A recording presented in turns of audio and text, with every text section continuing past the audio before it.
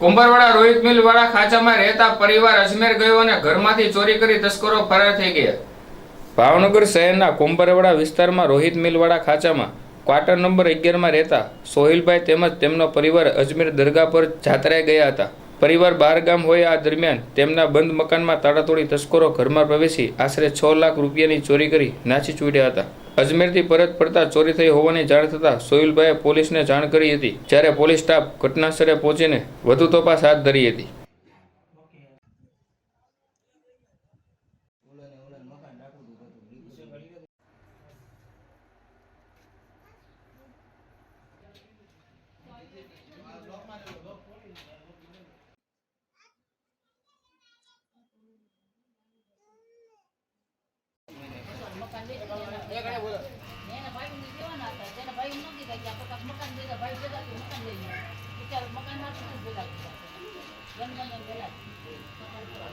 આપનું નામ?